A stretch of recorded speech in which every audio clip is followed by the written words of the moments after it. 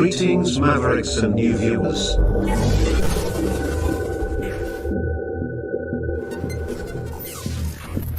Tonight,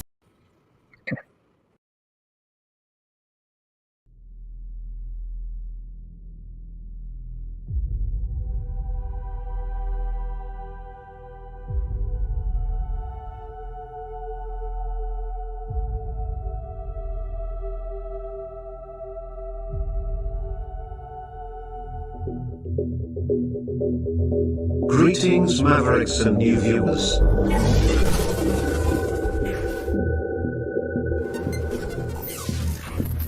Tonight. Well, ladies and gentlemen, it looks like our intro was ended a little prematurely, but that's okay because we're all here and we're ready to get things on the road here. So, first order of business, just a reminder that all haters to Twitch, the Rumble channel, the second Rumble channel, is undergoing changes where I'm making some changes to the multi-stream system. I'm adding at least one, maybe two different channels.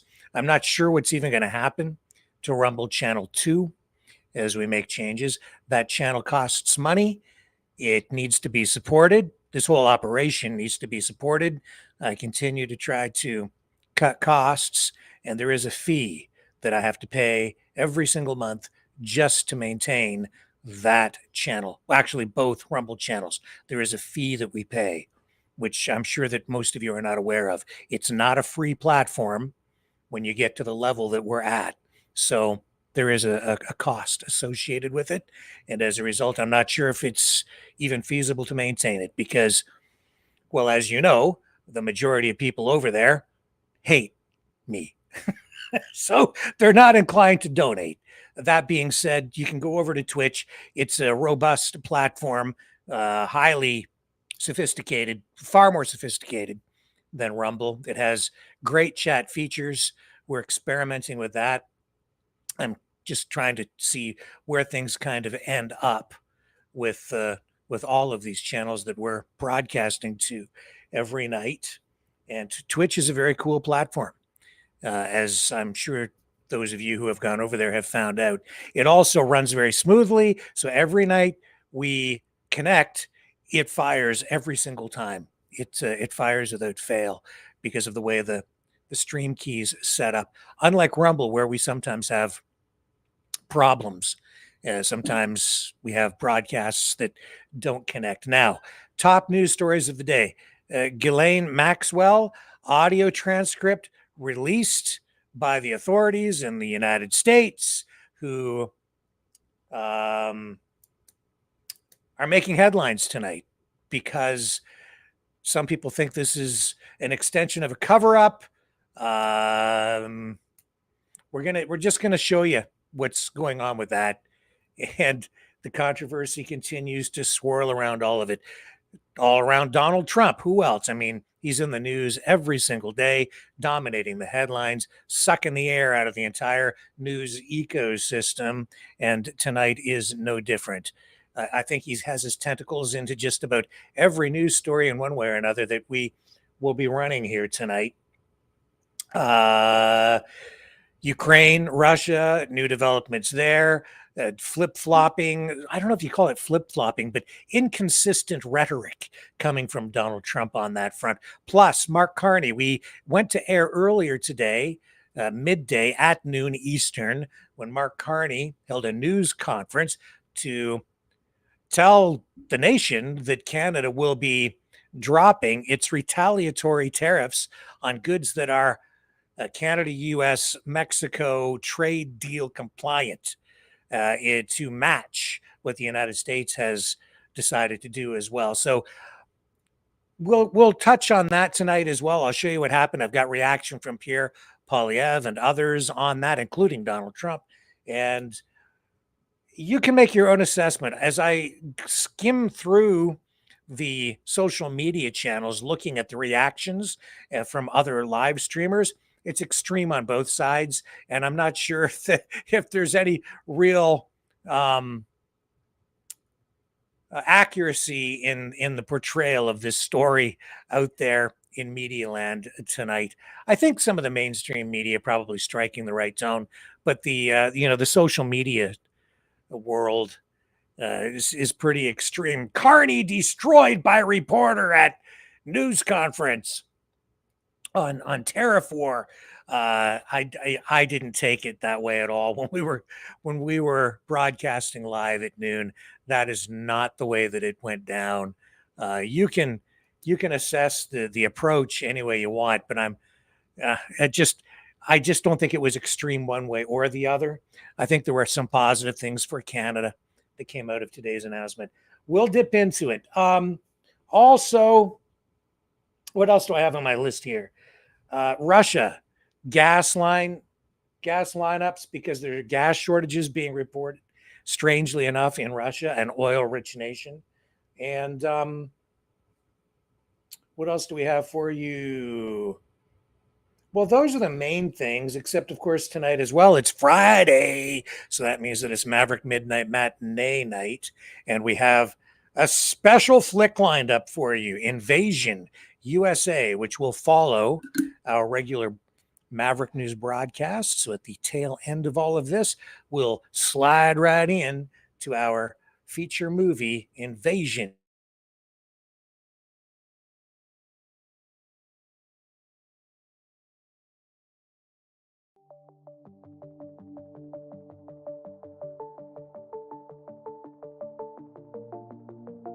Greetings, brave Mavericks.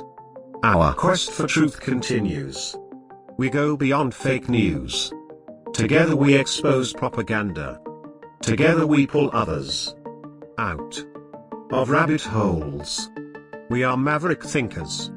We are all unique individuals, defenders of individual rights and freedoms, credible, trusted, grounded in reality.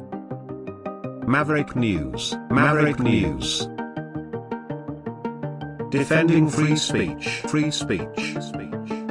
Donate at freedomreporters.com. Do it now. Tomorrow may be too late. Maverick News. The world is watching.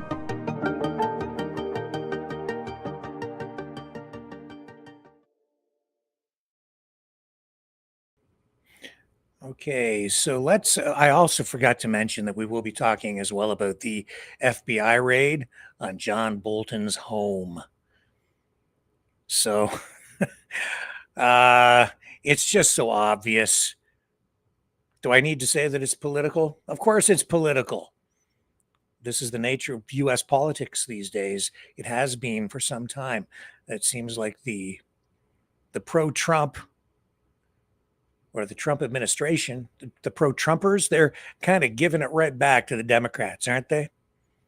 In the same fashion. Now, or maybe it's all legitimate legal stuff, but we will take a look at that story tonight as well. But let's start with the story that I'm sure is top of mind for most of you. I didn't even have time to put it into the description on our social media channels tonight or in the thumbnail or anything. So it doesn't even get a mention because this is all pretty fresh. And let's go to this report out of NBC tonight. We'll begin right here with this. There is major breaking news in the Jeffrey Epstein case. The Justice Department has just released transcripts and audio from interviews it conducted with Epstein's accomplice, Ghislaine Maxwell.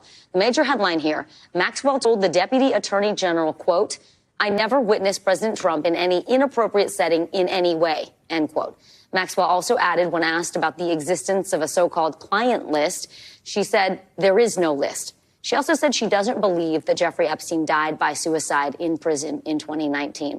Let's get right to it. NBC News law enforcement and intelligence correspondent Tom Winter is here. So the DOJ, Tom, releasing hundreds of pages of transcripts here. You've been going through it all. What stands out to you so far? Yeah, and to be clear, we haven't gone through all of it yet, so want to put an asterisk on it. And the reason for that is because just the first day's testimony is 263 pages, and then an additional 60 plus on the second day. There are, according to the the Control F function on my keyboard, over 22 references to President Donald Trump. We also searched, obviously, for former President Bill Clinton. The highlights there, of course, is that she says that she did not see any massages or untoward behavior by either the former president or the current president.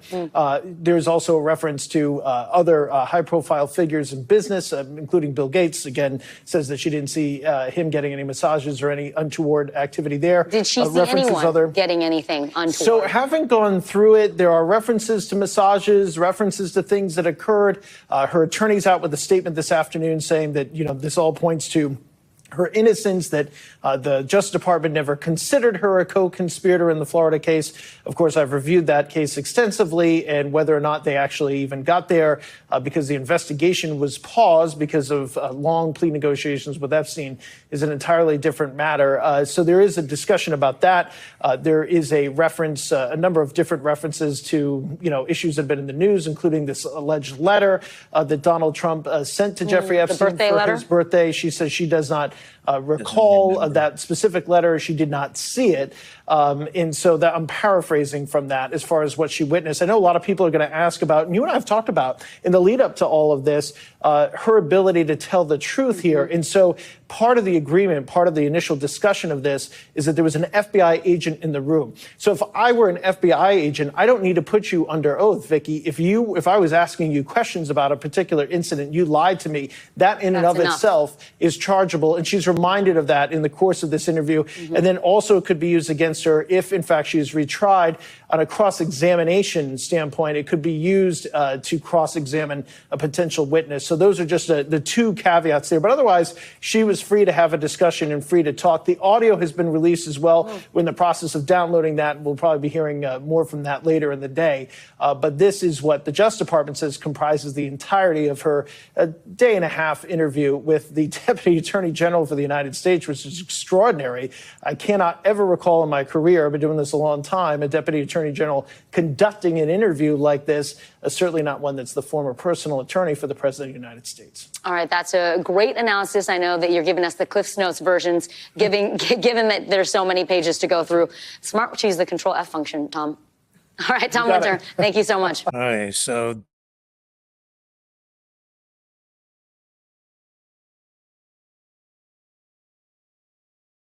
clip here from Trump, I believe now, responding to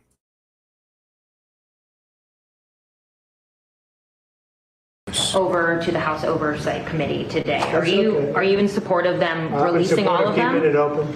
If they wanted to release, people shouldn't be hurt, but I'm in support of keeping it totally open. I couldn't care less. You got a lot of people that it could be mentioned in those files that don't deserve to be, people, because he knew everybody in Palm Beach. I don't know anything about that, but I have said to Pam and everybody else, give them everything you can give them, because it's a Democrat hoax. It's just a hoax. The whole Epstein thing is a Democrat hoax. So we had the greatest 6 months, 7 months in the history of the presidency. Okay. So we'll come back to him in a little bit, because he said a lot of things today in that meeting with the media at the White House. But back to the Maxwell thing.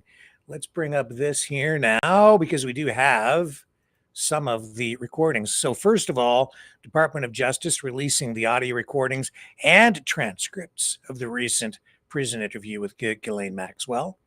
And here you can see the transcript, and you can see that they are asking about both Trump and Clinton. And you can see that in this transcript, she does indicate that, and did you ever hear Mr. Epstein or anybody say that President Trump had done anything inappropriate with masseuses or with anybody in your world? Ghislaine Maxwell, absolutely never, in any context. Todd Blanche, do you know whether masseuses from Mar-a-Lago spa ended up giving private massages to Mr. Epstein? I'm not asking for what you may have read, but from at that time, from your personal knowledge, do you know whether that's true? Maxwell says, I don't know. I don't recall. Is it possible? Yes, but I don't remember. I don't remember that. So I don't recall that. but it's possible. So that is what she is saying, has testified to, or answered questions to. Here's some of the audio, one of the clips released. I certainly never witnessed the president in any of, I don't recall ever seeing him in his house, for instance. I actually never saw the president in any type of massage setting. I never witnessed the president in any inappropriate setting in any way. The president was never inappropriate with anybody. In the times that I was with him, he was a gentleman in all respects. So, believe it or not, some people are saying this is just a big cover up. Other people are believing it. This is the problem that we have in our society today. People don't know what to believe. And even when information is released, people still don't believe it because they think that there is still stuff being hidden. And that may well be the case. Is this story going away? Well, it's still front and center tonight. Is this enough to nip this? Well, it's not in the bud now. It's a full-blown floral bouquet of controversy. I don't know. I don't know where this goes now. But it's the talk of the town. It's the talk across the country, and it's certainly what everybody is talking about on social media this evening.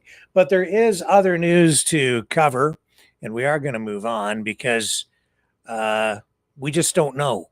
And that is this story in a nutshell.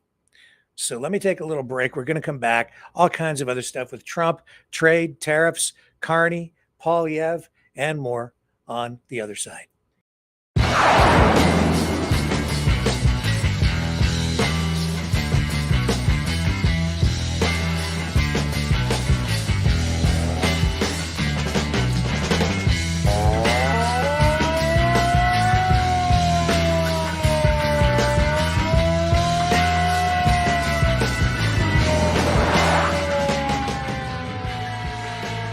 Maverick News. Fighting for freedom. So yesterday, Carney was in a phone call with Donald Trump. The Prime Minister's office in Canada released a statement saying that it was a productive phone call. Then today, Carney met with cabinet members, and he decided to have a news conference. So we jumped on here at noon Eastern to pick up that news conference live. The whole thing we did carry it live from front to back, and we have the highlight here now from it as well. So what has happened as a result of that? Carney has announced that Canada will be dropping all retaliatory tariffs on U.S. goods that are compliant with the current Canada-U.S.-Mexico trade agreement. This falls into line with what the United States has also decided to do. And so this really is a de-escalation of the tariff war in many respects. Carney also pointing out that among all the countries in the world, he is saying that Canada has the best deal of all countries that have been targeted by Trump's tariffs around the world, even today. And that's largely because we already had the Canada-U.S.-Mexico trade deal in place. Now, that deal still needs to be renegotiated next year because that's what Trump wants to do, even though it's the deal that Trump negotiated personally in 2018. He wants a redo on it. And we are seeing big shifts in the trade strategy that the United States is employing. But Carney says that Canada is not elbows down, even though he was asked about that in the news conference today. He says that it's late in the game. Well, I'll let him explain, because what he's really doing here is he's taking this, this whole comparison to the trade talks and a hockey game to a different level, because he anticipated, I'm sure, this question from this global news reporter who is saying, basically, media is going to accuse you of being elbows down when you've been saying you want to be elbows up. And Carney, he did have this sort of, I would say, creative and appropriate comeback, a good political comeback in this news conference. I have to give him that much. And I'll let you guys assess as you listen to this. Good morning, or good afternoon now, Prime Minister. You've dumped the digital services tax. You haven't responded to additional increases in tariffs from the Americans, and now you're removing counter tariffs here with no changes from the U.S. side in terms of how things are going. Why do you think appeasing Donald Trump in this trade war will work for Canada? Well, the first thing is we're matching what the United States has done, what the president has done. We have the best deal of any country with the United States right now. 85% of our trade is tariff-free. We are taking this step, which doesn't include the strategic sectors, but matches what they have done. It's in the spirit of CUSMA, our free trade agreement with the U.S. and Mexico, and it gives a good foundation to build on that. That's the first point. The second is that the President and I had a long conversation yesterday, and we see the opportunity to build on where our relationship already is. There's a host of areas for investment in both our economies, a host of areas on the security side that we can build on, and we intend to advance those discussions as rapidly as possible. So the foundation is very strong. The opportunity is great, and we want to focus on those opportunities both. And I want to emphasize this. I know it's a little complex, but there is a review of CUSMA coming, that free trade agreement. It's due to happen in the spring. Preparation should start now. We're starting our preparations. We're updating our preparations. I'm sure the other parties will soon as well.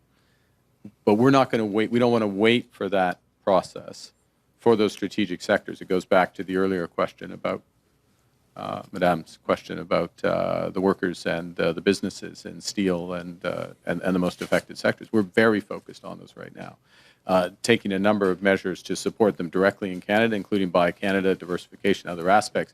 But of course, part of this is getting to a better balance with the United States, and that's the immediate discussions we're having.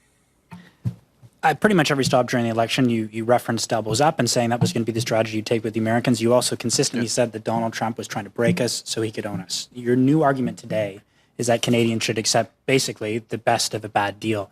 What's been the change? Wait. I reject the premise of that question or your characterization of what I'm saying. We have the best deal with the United States right now. Okay, we have the best deal. Look at the numbers. Our tariff is 5.5%. We have 85% of our goods are free trade. It's not what we used to have. Nobody has a deal with the United States that they used to have. Nobody does. They have fundamentally changed. It's their right. We respect it. They have fundamentally changed their trade policy. They have new objectives. And they haven't just talked about those objectives. They put in place tariffs, and they have signed a series of trade deals, including with the European Union, including with others, that have put those into effect. Okay?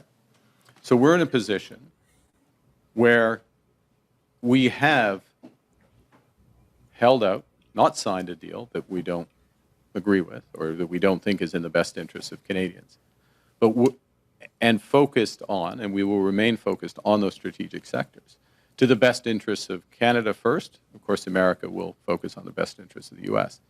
But we do so from a position where we're respecting, with this decision, we're respecting our agreement with the United States, and we are matching what they have done. That puts us in a good position for the next phase of these negotiations. Rachel Haynes, CTV. Hi, Prime Minister. Rachel Haynes from CTV. I'd like to ask you a little bit more about what you're saying about this matching the U.S. deal or what U.S. has put on Canada. In fact, it's only matching the goods under CUSMA, but in other areas, we're not matching the U.S. at all. They have 50% tariffs on our steel and aluminum products, but we only have 25% tariffs in return. Are you going to raise those tariffs to match that? We're not raising those today. We've matched the tariffs on autos, similar structure as the U.S. We do have a difference between our tariff on U.S. steel and our tariff on U.S. aluminum. Those are part of the intensive discussions that we're underway right now. Is that something that you'd look at in the future? And also, we will look at. I'll give you three questions. I'll give you a short answer to that, which is that we'll look at everything in the future. I mean, we look at our industry both in terms of how we support their retooling, their investment in the industries, liquidity for today, helping their workers, buying Canadian, diversifying markets, but of course trade policy, including with the United States, is part of that. But we're engaged in discussions with the United States about exactly those sectors. And that's what we want to advance to the benefit of our workers and our economy. And I'll make this extra follow-up very quickly. You're talking about this putting us in a good position in the next phase, presumably the CUSMA negotiations. But as other people have pointed out, we've already folded on the digital services tax. We're taking away these counter tariffs. How is this a position of strength going into those negotiations? We're in a position. First off, I'm in the negotiations, so I have a sense of how the negotiations are. This puts us, and directly the conversation the President and I had yesterday, is that we'll be following up in short order, he and I, on the progress on our discussions. So the teams are engaged, they're re-engaging on this. This helps accelerate that. Look, but it's a negotiation. But there's no guarantees in these things. But the basis of this is we're matching what the United States has done. Okay, we're matching what the United States has done. We're putting ourselves in a position which is consistent with CUSMA, right? And that both clears away an issue with the U.S. The longer it goes on where we're not matching what the U.S. has done. And the U.S., the carve-out, what they call the USMCA carve-out, but effectively is this free trade for 85%. They just made that official. I mean, 2 weeks ago, they just made that official with the executive order. So we're responding to that. It's obviously, in our judgment, the right thing to do so we can focus in on those strategic sectors exclusively and also be consistent with CUSMA, where there is going to be, CUSMA in a very different trade environment is going to look different. And what we need to do is to make sure we're focusing in areas that where it's the mutual benefits are very clear. So in other words, the arrangements in strategic sectors are mutually reinforcing. They're mutual benefits. So the agreement supports it, but the economics drives it. And that's the way we move forward. Thank you. So we have time for two more questions. One will be English, one will be French. We'll start with Olivia Stefanovic from CBC. Do you have any assurances from the Americans that this will kickstart negotiations? Did President Trump specifically say that in his conversation with you? Yes. And what do you say to premiers who have called for stronger retaliatory measures against the U.S.? Yeah, let me say something general, and then I'll be more specific, which is that I want to salute the premiers, and particularly those, some provinces are affected more than others because of the sectoral nature of these tariffs. And I want to salute those premiers for the collaborative way we've been able to work together and the focus on the workers and the businesses themselves. And there's a combination of support for the workers and businesses, such as we provided in the steel sector, liquidity, capital, by Canadian at the federal level, at the provincial level, across, and working in collaboration, for example, in steel with the province of Ontario. In the end, what we all want is to make sure for those strategic sectors that they get fair access to the U.S. market. And what we're doing, again, is matching what the U.S. is doing. That's fair. It's fair to match what they've done. And it puts us in a better position to focus in on exactly those sectors, work for it. So sometimes, you know, to go back to the earlier question, yeah, you drop the gloves in the first period. You know, when you're late in the game, dropping the gloves and taking the extra penalty might not be the best thing to do. And that's the situation we're in now. And our last question will come from Olivier Boisé from TVA. Bonjour, Monsieur le Premier. Okay, so that's French, and we will dip out of that, and we will go over here and get this response from Donald Trump today. To all of that, he says he likes Mark Carney. A very good call with Prime Minister Carney of Canada yesterday morning. Yes. Actually, Canada is taking away some retaliatory tariffs. He's removing his tariffs, yeah. Exactly. He's removing his retaliatory tariffs, which I thought was nice. And we're going to have another call soon. Okay. Yeah, we had a very good call. You're getting closer towards an agreement on trade? I like him. You know, look, I'm fighting for the United States. Canada and Mexico have taken a lot of our business over the years, over 25, 30 years. Especially during the Biden years. They took a lot of our business, and it's basically all coming back into the United States now. We're hot as a pistol, and it's coming back in. Because of tariffs and the incentives we give, it's coming back. And it's impossible, I think, for another country to stop it. And we are working on something. We want to be very good to Canada. I like Carney a lot. I think he's a good person. And we had a very good talk yesterday, so I think it'll be good. Yeah, very good. Okay, so that rhetoric sounds much more positive than anything I've heard in quite a while. That leaves me feeling a little bit more optimistic. I could sit here and spin this another way to get people excited, maybe even scared, but I don't think that that's appropriate, because I think really that this signals positive forward momentum. And you heard Carney in that one-word answer when he was asked, will this kickstart negotiations by having Canada take this position of removing the retaliatory tariffs? And one word, yes. So it seems like we're back on track. Pierre Poilievre back in the saddle as the leader of the Conservative Party, ready to return to Parliament after winning that by-election, and today holding a news conference to respond to all of this tariff war talk. That our purpose is to put our country first, to defend our workers and their jobs, to ensure that they continue working and selling our world-renowned steel, aluminum, autos, lumber, and other products to the world. And we know that they have been under attack for a long time now. Our purpose also is to make this country affordable so our young people can buy homes, start families, and our seniors can afford both food and lodging and live out the dignified life that they deserve. We set the priorities for this fall session being to have stronger take-home pay with lower taxes and inflation. We want safer streets by locking up the criminals, secure borders with less immigration, and by ensuring those who do come to our country are not criminals or lawbreakers.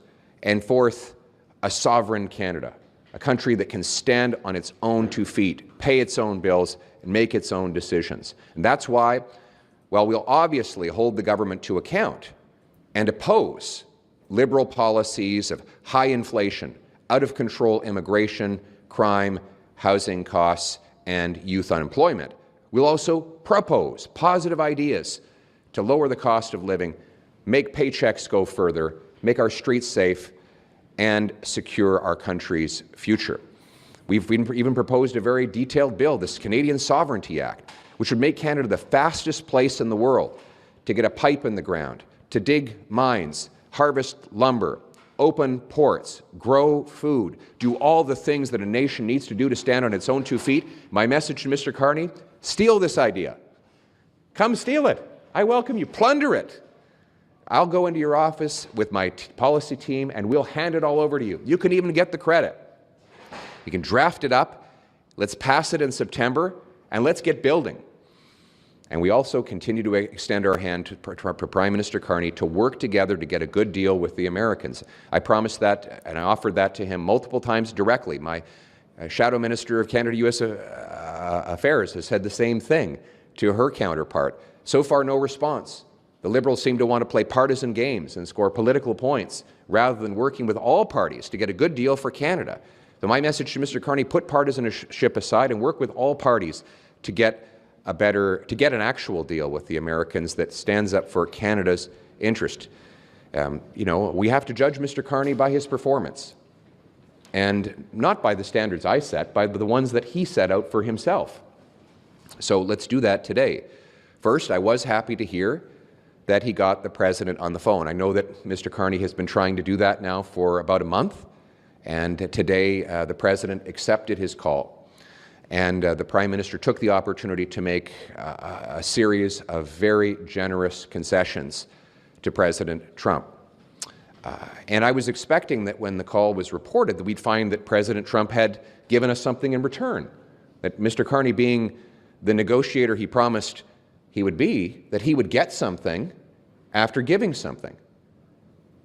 But not so. Today we learn that it has been yet another capitulation and climb down by Mark Carney. His elbows have mysteriously gone missing.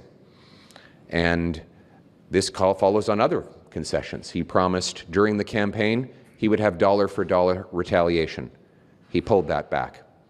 He made concessions on the military while getting nothing in return. He pulled back on his digital services tax, a terrible tax, but you'd think he'd get something in return for it. Nothing. And today, he removed even almost all of the tariffs on the United States and got none lifted from Canada. This continues with the weakness that he's shown on the world stage, continuing ahead with a $1 billion loan to the dictatorship in Beijing to build ships for Canada, creating jobs for foreign workers in steel and shipbuilding, while that same regime hits our farmers and fish harvesters with increasingly high and unfair tariffs. Mr. Carney's capitulations would be laughable if they weren't so tragic. They will harm our farmers, our workers, our people. More importantly, from his point of view, they are a broken promise. They are exactly the opposite of what Mr. Carney ran on. His signature promise in the last election was that he was going to put elbows up, negotiate a win, and match American tariffs. Let's go through the list. He has not thrown one elbow since he took office, except at our own workers. He did not meet his promise of a July 21st deal with the Americans. Again, his promise, not mine. He did not, he's backed down while claiming that he would stand up, and he's gotten absolutely nothing in return. In fact, American tariffs are twice as high on Canada today as they were when Prime Minister Carney took office, promising to deploy his negotiating skills to get us a win. He promised he would have elbows up. He promised he could, quote, handle Trump, and that he would, quote, negotiate a win. Those are his promises, and he needs to be judged by his word. And this was not any promise, just any old promise on page 73 of his platform. It was the promise on which he ran his entire election campaign. And now he's abandoning it. So either he admits that he was wrong all along, or that he knowingly spread falsehoods to get elected. He needs to explain which of those two things it is. But it adds to a long list of broken promises. Remember, he was going to build more and at faster speeds than ever before? Well, you know, he's getting breathless media coverage because he's setting up a new office that will one day approve projects that may one day get built. 160 days in, and he's bragging that he's close to setting up a construction office of bureaucrats who don't swing hammers or operate heavy machinery, but sit in front of computer screens in Ottawa department buildings. And not one pipeline has been identified, not one LNG plant, not one nuclear plant, not one hydroelectricity dam, not one major project has been identified, let alone approved in the 160 days since he took office. And all of the anti-resource laws that will make them impossible to complete remain in place. On housing, he said he'd double home building. His housing agency says home building will drop by 13% over the next 2 years. And the housing crisis has tripled in its different directions. Under Trudeau, it was just that they were too expensive for anyone to buy. Now, it's too costly for builders to build, buyers to buy, or sellers to sell. An almost impossible triumvirate of failure in housing hell that only a Liberal Prime Minister could have accomplished. He said he would invest more and spend less. Well, look at the numbers. Spending is up 8% under Mr. Carney, and it looks like the deficit will be twice the one that Trudeau left behind. Though we don't know because Mr. Carney, the genius banker, still hasn't introduced a budget. And then there is the investment side, down $60 billion in what the Financial Times says the single biggest net outflow of investment in any 5-month period. That is Mr. Carney's track record on investment. He is spending more and investing less. Meanwhile, immigration numbers continue to be out of control. Liberals have lost track of 600 non-Canadian criminals who were supposed to have been deported. They're still on our streets. Crime is raging to such a point where people are now demanding the ability to defend themselves in their own homes because they know the law will not defend them. And rightly, Canadians believe that they need to defend themselves if an intruder who's probably out on bail for the 100th time under Liberal laws comes into the house, and frankly, they should have the right to defend themselves and their property against an intruder. But it is sad that we've come to a place where people feel the law will not protect them, and Mr. Carney has sent home Canadian MPs while crime, the cost of living, housing costs, immigration are all up while elbows are down. That said, we're prepared to work with Mr. Carney and with anybody to put our country first, to tackle the cost of living. Our purpose is to unlock Canada's potential, make this a land of opportunity again. And we will prioritize stronger take-home pay, safer streets, secure borders, a self-reliant Canada. And I say to Prime Minister Carney and to all the other party leaders, let's get to work in the fall. Let's tackle these problems for real because our country is worth fighting for and worth working together for. So let's get it done. Thank you. Mr. Poilievre, would you have removed these retaliatory tariffs on the CUSMA-compliant goods? My approach would have been to negotiate from a position of strength. I would only have put in countermeasures that were sustainable and legally defensible. And I would have also ensured that by now, 160 days in, we'd have new markets, new projects to get our goods overseas so that we could negotiate a deal. And you asked me whether I would have, my goal would be to have tariffs gone on both sides of the border. I would have gone to the President respectfully and said, you remove your tariffs, we remove ours, let's sign an agreement that restores the great free trading relationship that our two countries had for decades and that worked for both nations. That is what Prime Minister Carney promised during the election, and that's what I would have delivered in his place. Do you agree with the Prime Minister that despite the tariffs in place, Canada still has the least punitive trade arrangement with the United States of any major economy? And if not, can you think of a country or a bloc that has a better deal right now than Canada? Well, most countries have a better deal in reality because none of them have the same dependency on the American economy we do.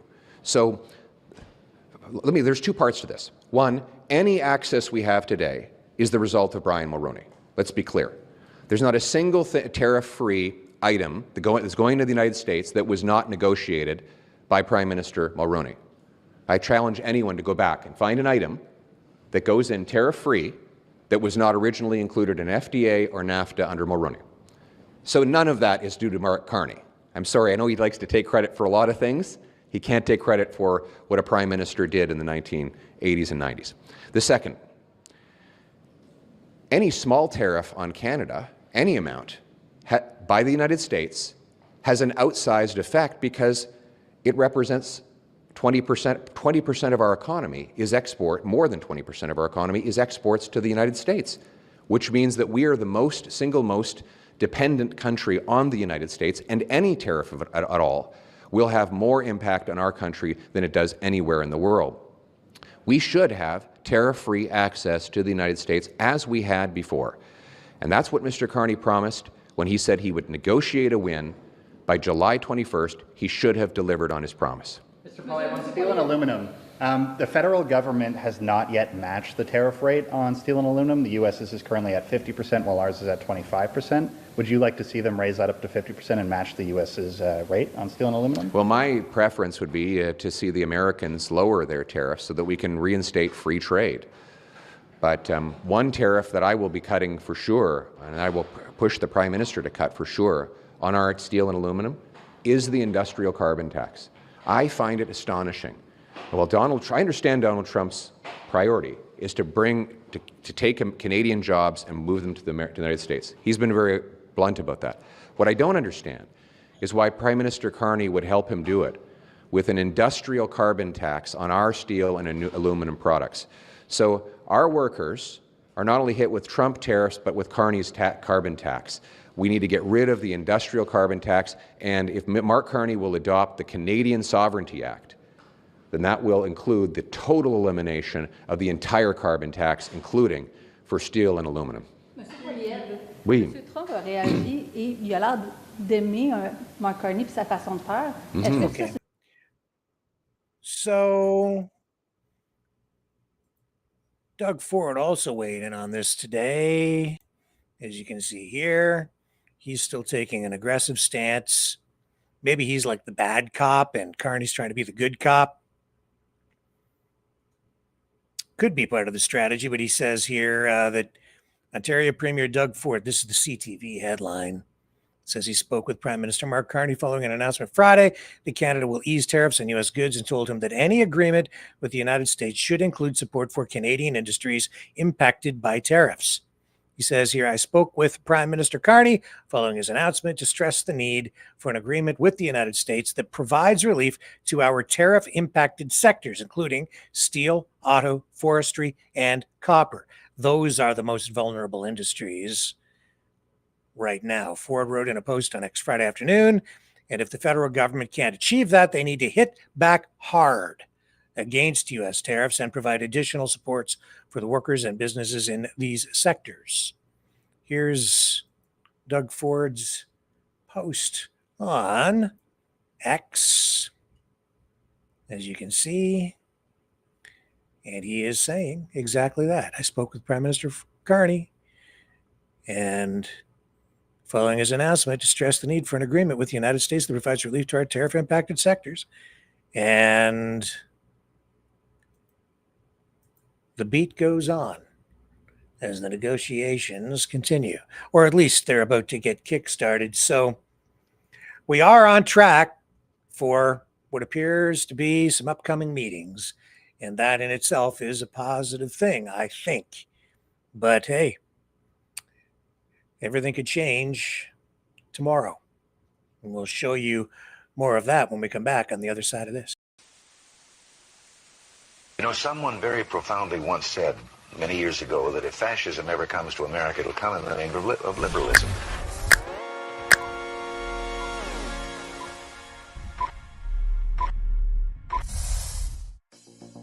Well, I think it's time we ask ourselves if we still know the freedoms that were intended for us by the Founding Fathers. If we lose freedom here, there's no place to escape to. This is the last stand on earth. The entire world is watching. Every dictator, every crazy dictator in the world is watching.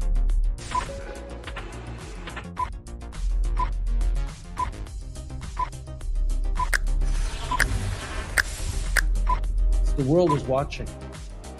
On TV, the entire world is watching. On social media. But the entire world is watching, and yes, they are seeing what we have apparently bravely been willing to say that others are thinking. Stand for freedom. Literally stand for freedom. Let's get this done. The entire world is watching. We're at war with the most dangerous enemy that has ever faced mankind in his long climb from the swamp to the stars. Maverick News. Maverick News. Maverick News. Let me have more control of my own destiny. The world is watching.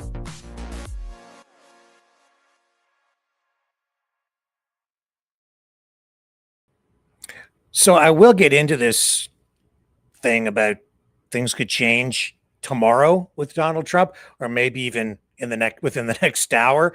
But I did want to show you this as well, because this is related directly to the tariffs. And he is saying here in this Truth Social post, I am pleased to announce that we are doing a major tariff investigation on furniture coming into the United States. Within the next 50 days, that investigation will be completed, and furniture coming from other countries into the U.S. will be tariffed at a rate yet to be determined. This will bring the furniture business back to North Carolina, South Carolina, Michigan, and states all across the union. Thank you for your attention to this matter. He always posts that. I find that an interesting post, because the furniture industry has largely moved to places like China. And that's the case in Canada as well. Not too many companies manufacturing furniture in Canada or the US these days. And of course, if you go to the furniture stores, so much of it is just basically particle board, and it's all super, super cheap. You know, there's some high quality stuff out there, but it's difficult to buy really truly high quality furniture made of like solid wood the way that it used to be back in the day. I take particular interest in it because I recently picked up some work with a company that is in the business of developing products and product ideas, and they're working on a piece of furniture as an innovative idea. So I just took note of that today, and it made me think of what's going on in the Canadian furniture industry. Not much going on here. Most of that business left Canada and the US decades ago. In fact, the television station where I first went to work after getting out of journalism school, graduating, and university, studying economics, was CKCO out of Kitchener. And that company that station was originally owned by Electra Home, which was owned by a furniture company initially. And they were in the business of making cabinets, and the furniture company then made cabinets for those big console television sets. That's how far back, I go. And it just a little bit of, it gave me a little taste of what the furniture industry used to be like. But even back in those days, the furniture industry was on the way out in Canada. So this attempt by Trump to bring furniture manufacturing back to the United States, it's a bold move, and we'll see how it goes. We will see, because the tide has left.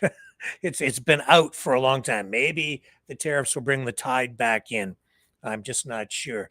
But with that social media post, there was also this one that I took note of last night. And the reason I took note of it was because there were reports out there, not widely reported, but there were reports that Trump was basically giving the green light to Ukraine to go on the offensive and possibly even strike targets inside Russia.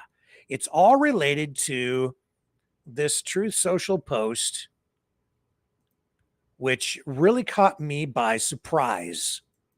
And I think some others as well. But some people picked up and ran with this. I'm trying to make sense of why this is something that he put out there. He says, it is very hard, if not impossible, to win a war without attacking an invader's country. It's like a great team in sports that has a fantastic defense, but is not allowed to play offense. There is no chance of winning. It is like that with Ukraine and Russia. Crooked and grossly incompetent Joe Biden would not let Ukraine fight back, only defend, all in caps. How did that work out? Regardless, this is a war that would never have happened if I were president. Zero chance. Interesting times ahead. President DJT. Interesting times ahead.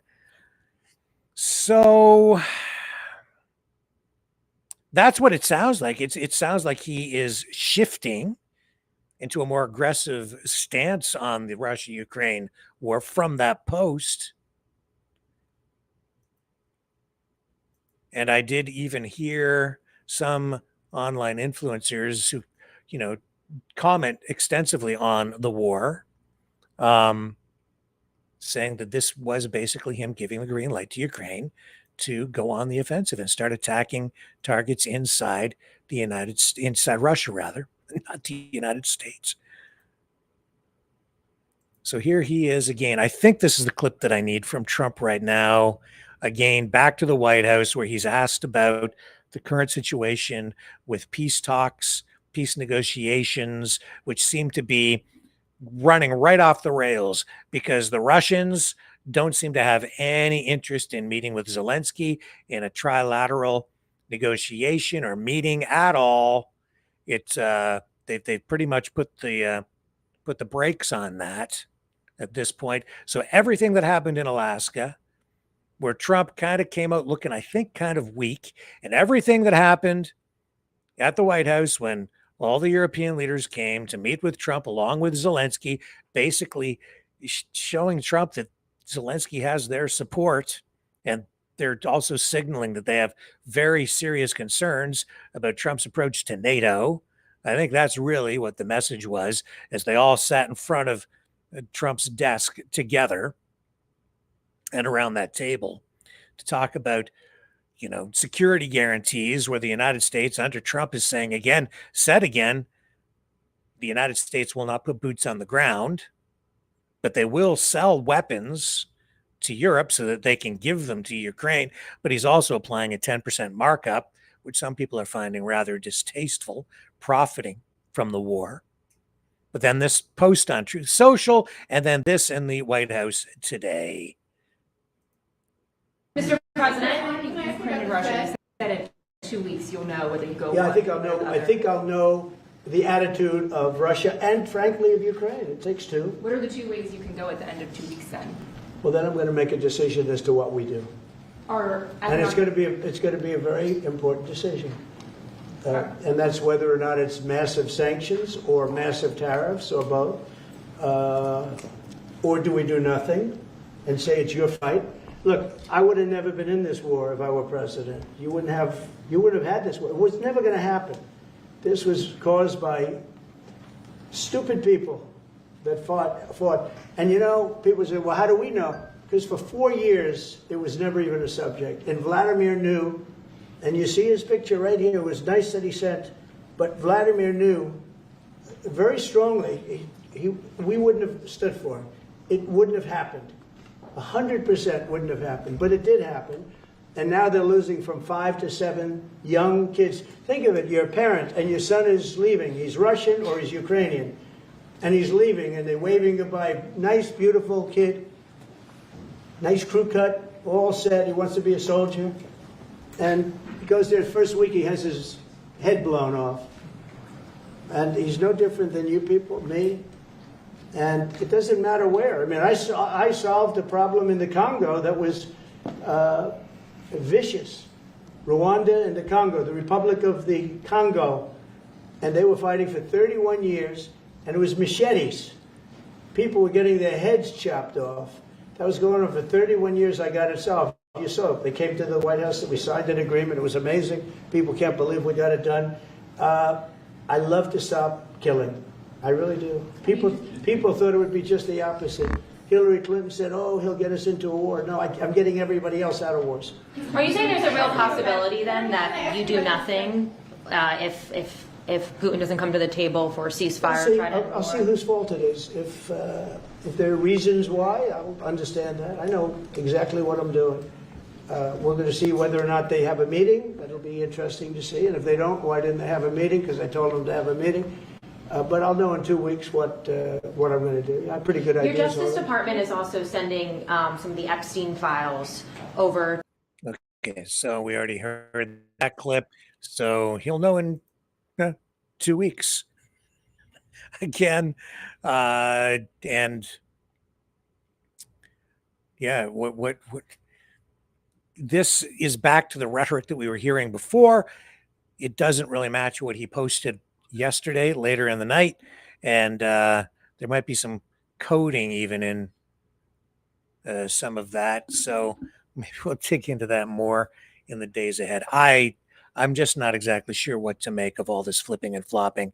And then one of our callers last night, Lori, who obviously not a big Trump fan, and I would say probably more on the left side of the political spectrum, asking me, why have you changed your opinion on Trump? I saw everything clearly a long time ago. Well, I think people are entitled to change a little bit on their position on Trump because, as you're seeing right here, he's very unpredictable. And what is going on right now with Trump, very, very different. Trump 2.0 compared to the first Trump administration for a whole variety of reasons, not the least of which is that he now has a much firmer control over every aspect of government that has allowed him to fight back against what he would characterize as the deep state. And we saw that in full blown action today when the FBI raided the home of John Bolton. We'll dig into that when we come back after this.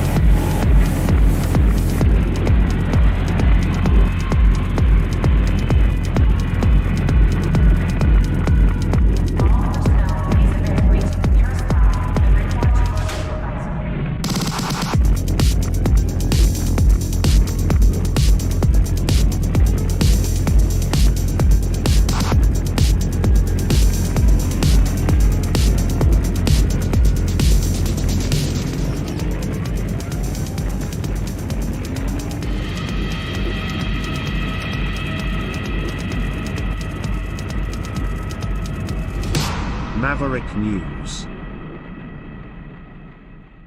The world is watching. Okay, so before we get into the John Bolton stuff, I did want to just a little sidebar to the whole Russia-Ukraine war, where Russian media reporting long lineups at gas stations in some parts of the country because of gasoline shortages. And here is video evidence of that.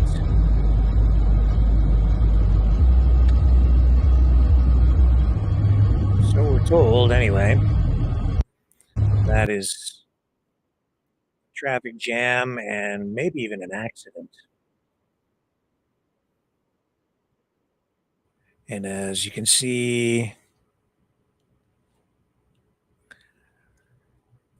here's another report. As you just do the social media scroll, this is what's being reported. Anyway, let me bring this up. So we're being told this is a lineup going into a gas station.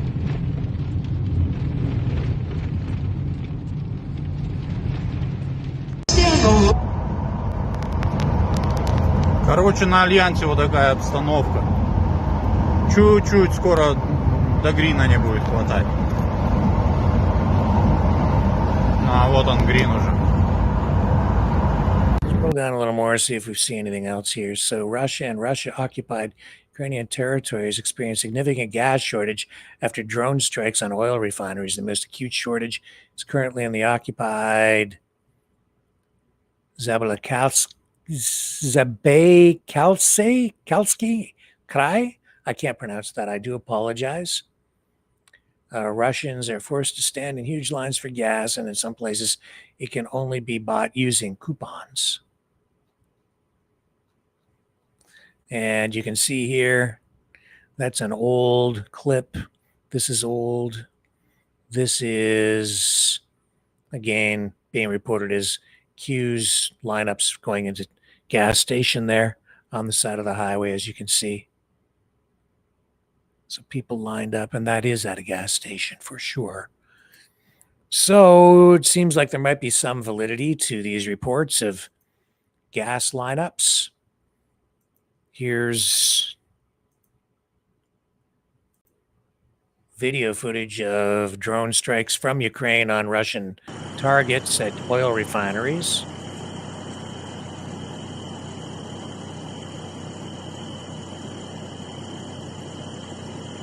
And we know Ukraine has been targeting oil refineries specifically for months now and really stepped that up. Now, did Donald Trump's post on Truth Social yesterday and overnight contribute to any of this, or will it contribute to more aggressive posture from Ukraine moving forward? Didn't sound like it in the White House today. Again, just flip-flopping on tone. So very hard to read, but that was the most, I think that was the most aggressive post that I've seen from Trump so far, because even a week ago or so, he was asked specifically, should Ukraine strike targets inside Russia? And he said, no, they shouldn't do that. And that's opposite of what he just obviously posted on Truth Social. Hard to know what the heck is going on with Donald Trump and all of that regard. Now, on to the Bolton story. John Bolton. I woke up this morning a little bit later than John Bolton did, but I was greeted by a news story. He was greeted I was greeted by a news story about him being greeted by a knock at the door from the FBI. Why? Because the FBI went there looking for classified documents. And this was the scene. They blocked off the street leading up to his home and took a pretty aggressive stance with him, too. Not realize this, but there was a probe going on when President Trump was in office last time, because John Bolton wrote a book, and he violated his NDA, the president said, in doing it, and he felt as though there were classified information in that book. The probe dropped when Joe Biden became president. So is this picking up where that left off, David? It's possible. I don't know with 100% certainty, but it is notable, guys, that John Bolton, Ambassador Bolton's security clearances were stripped earlier this year by President Trump. Tulsi Gabbard, the director of national intelligence, took that security clearance away. They had concerns. The administration had concerns about Ambassador Bolton still being able to access some of these documents and have some of those security clearances. It's also notable that John Bolton had a security detail as well. Because of the threats from Iran on his life. That security detail, that government federal paid security detail, was also taken away by President Trump. So Bolton was to have to get some private security. So we're looking outside this home right now in Bethesda, Maryland. We're told that Ambassador Bolton's being cooperative. He's not under arrest, not in custody at this point. But still notable, 7 o'clock on a Friday morning, that the FBI all of a sudden is knocking on the door of John Bolton's home. And I also will say it's important that, this is not just the FBI able to do this. A judge has to sign off on this. There are other layers involved here. It's not just the FBI says, let's go to John Bolton's house tomorrow morning and see if he has any classified documents. There are certainly more procedures in there. A judge and others would have had to sign off on this, as well as people at the Justice Department, presumably Attorney General Pam Bondi. No comment right now, though, from the Justice Department. No comment from the FBI as well. So this started. Okay, so that's one take on it on Fox News.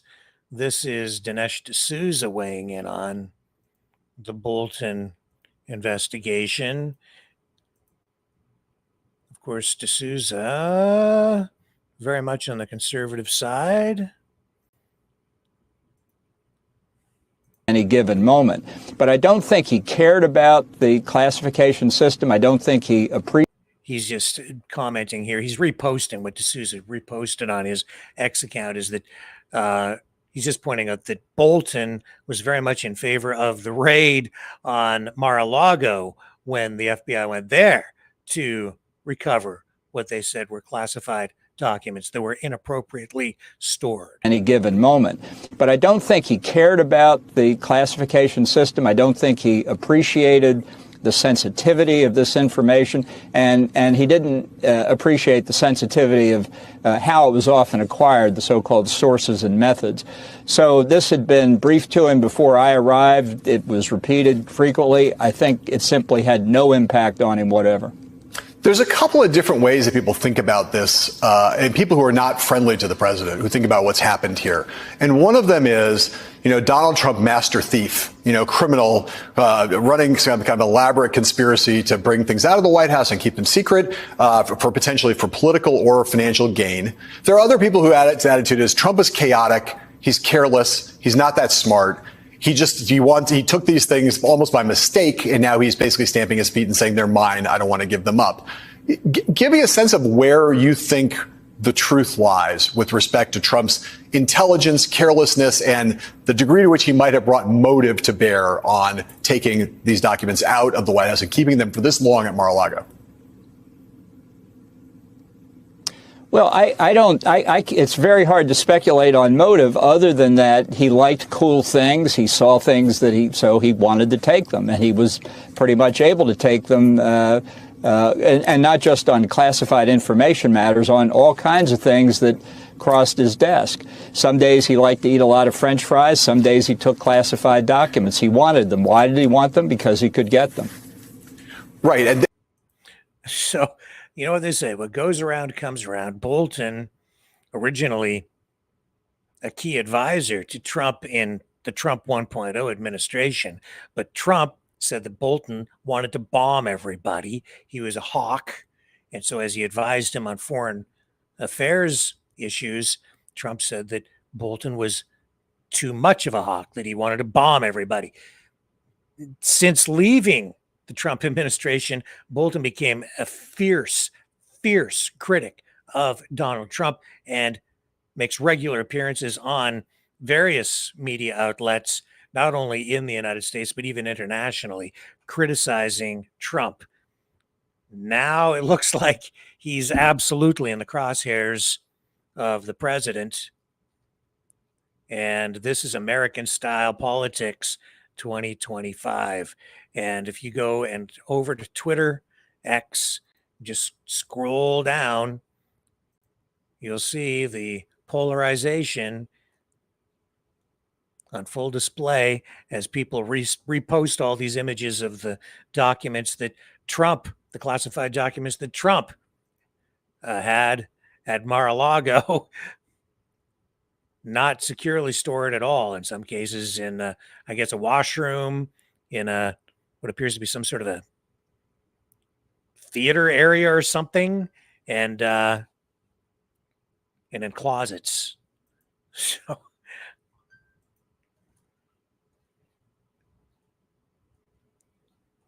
quite the mustache.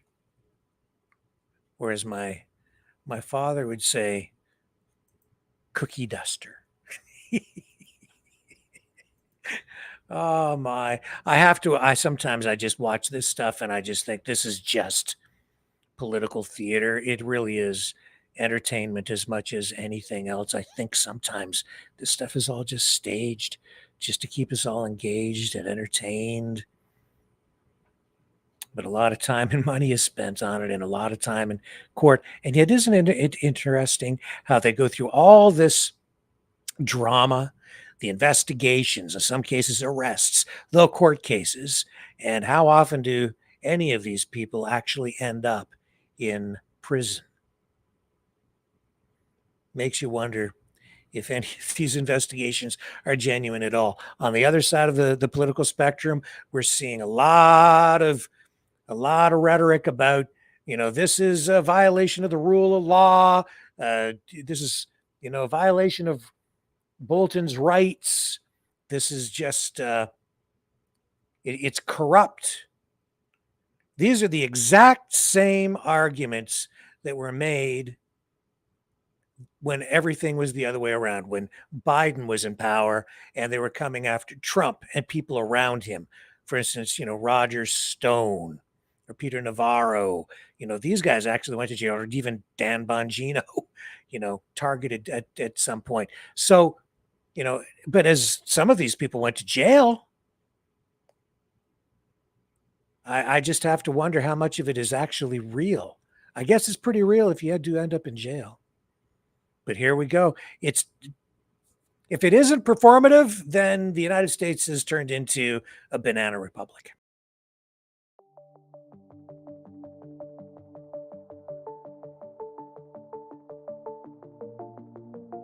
Greetings, brave Mavericks. Our quest for truth continues. We go beyond fake news. Together we expose propaganda. Together we pull others out of rabbit holes. We are maverick thinkers. We are all unique individuals, defenders of individual rights and freedoms, credible, trusted, grounded in reality. Maverick News, Maverick News. Defending free speech, Donate at freedomreporters.com. Do it now. Tomorrow may be too late. Maverick News. The world is watching.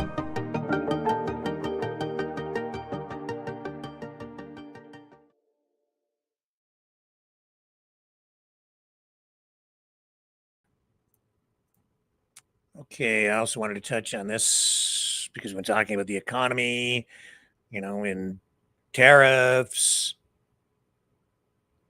inflation, housing shortage, immigration.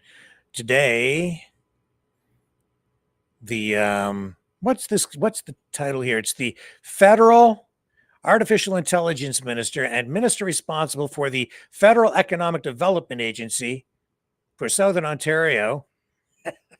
That's a mouthful. Evan Solomon, former journalist, now politician in Southern Ontario, I believe in Windsor, announcing a $12 million investment from the federal government toward a housing innovation initiative. Let's pick this up. And this is important stuff because this all ties into the federal government's plan, I think, to try to alleviate the housing shortage or the housing crunch, at least, and rising prices for housing. Although in some markets, strangely, as we have concerns about this, we're seeing prices begin to come down.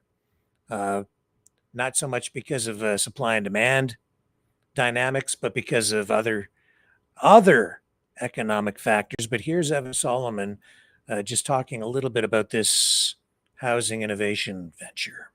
Bill said he wanted to introduce Nancy Gardner, President of FedDev Southern Ontario, and Linda Cousineau, our Vice President of Business Innovation and Community Development for FedDev. Just so you know, these people are remarkable. I don't know if you've met them.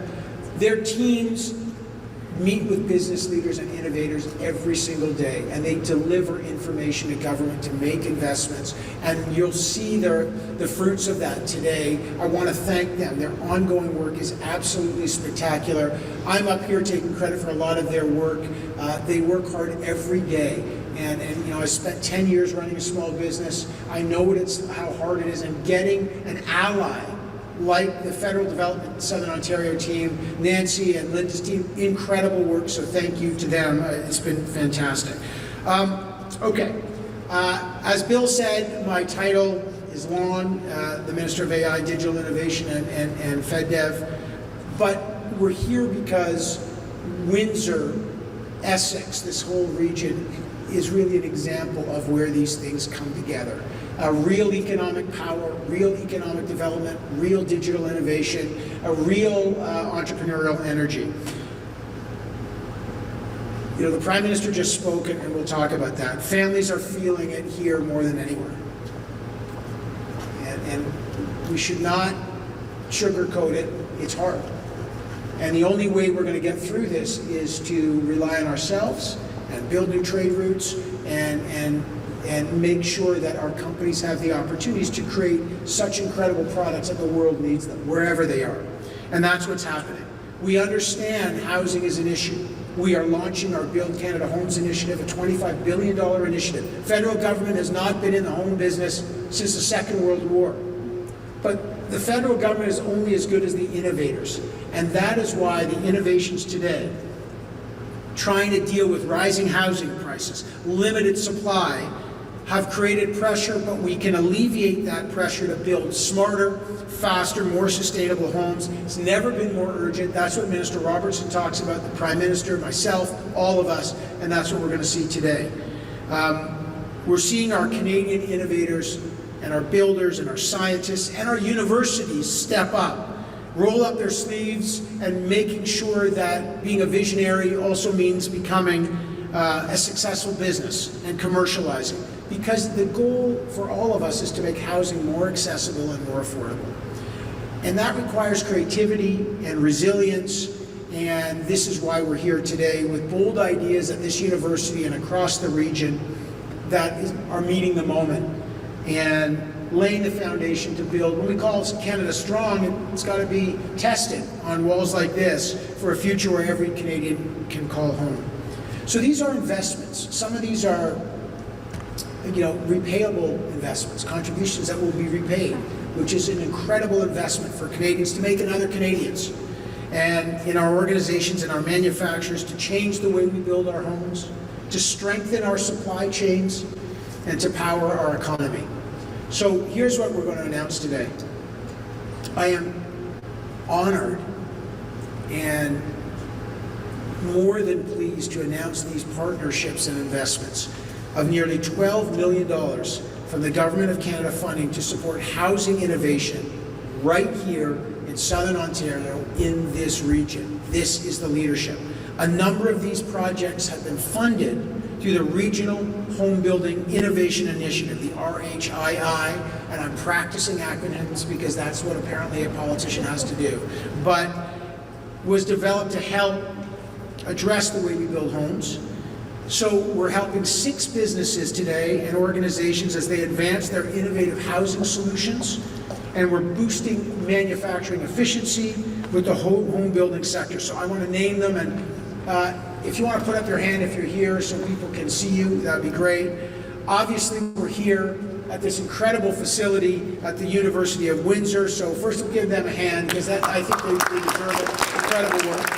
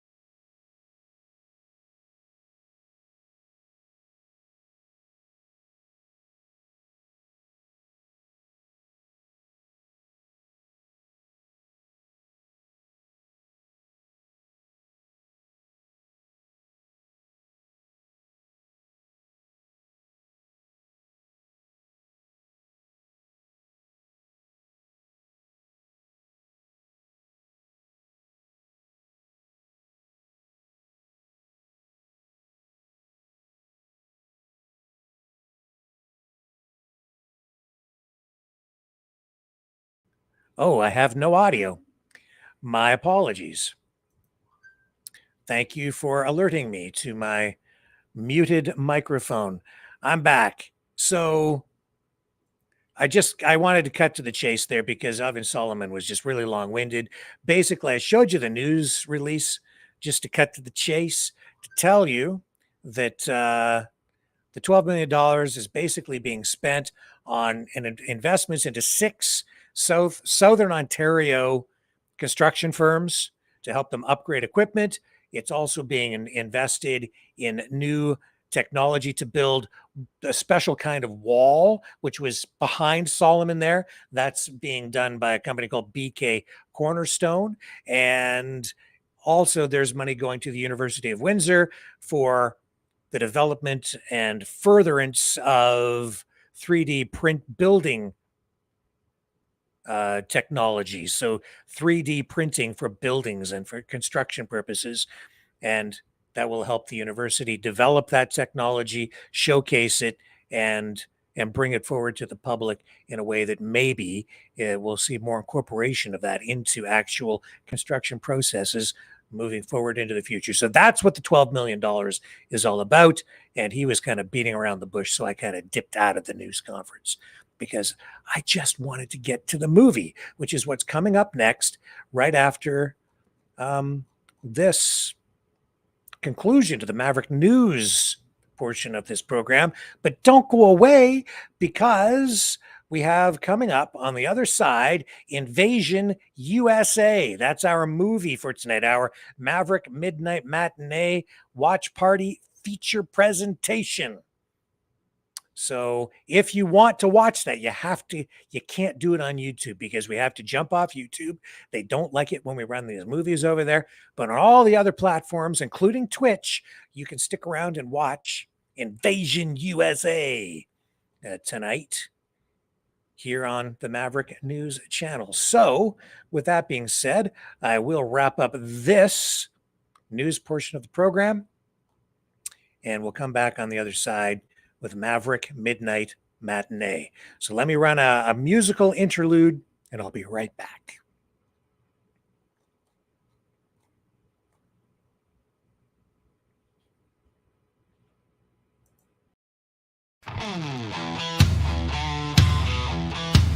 Y'all better stand back. He's laced up his boots, cracked open a cold one, and somebody's about to get C-A-K.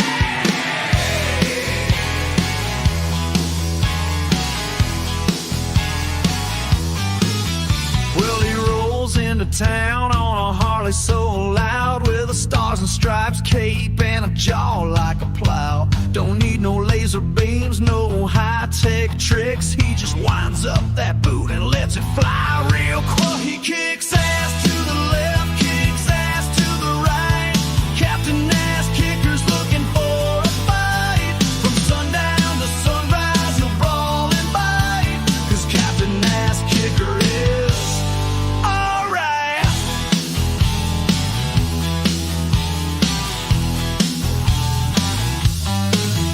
He's the outlaw hero of this one-horse town, putting punks in their place, laying bad guys down. Ain't no Cape Crusader wearing tights and blush, just a trucker hat and a boot full of hush. He kicks ass in the morning, kicks ass at night. C-A-K, don't care if you're wrong or right. You run your mouth, he's quick to ignite. Yeah, Captain Ass Kicker is dead right.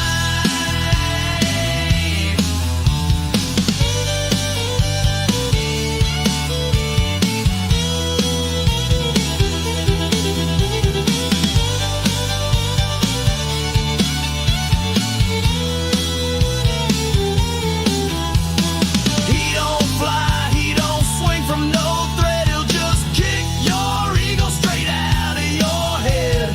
Justice don't come with a judge and a gavel. It comes with a boot and a trail of gravel. He's banned from 6 states and a Waffle House, but the people still cheer when he clears the louts. He don't play nice, don't read no script. He just cocked his foot. Oh, they're at rip. He kicks ass in the east, kicks ass in the west. CAK don't sleep, he don't need rest. If there's trouble brewing, he's your invite. Captain Ass Kicker is bringing the fight. So when the night gets rough and the law's too slow, you better call on the man with a steel-toed glow. Captain Ass Kicker, kicking ass since the day he learned to war.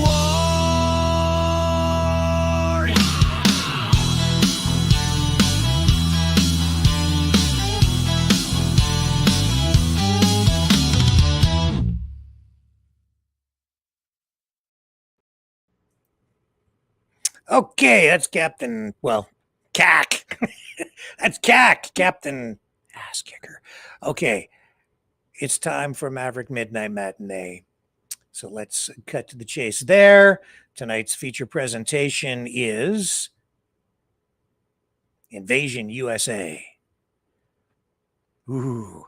Now, that being said, just a reminder, if you're watching on YouTube, this broadcast is about to end. And if you want to watch the movie with us, you can zip on over to Rumble, one of our other platforms, to catch the flick and participate in the chat as part of the Maverick Midnight Matinee watch party. Here we go.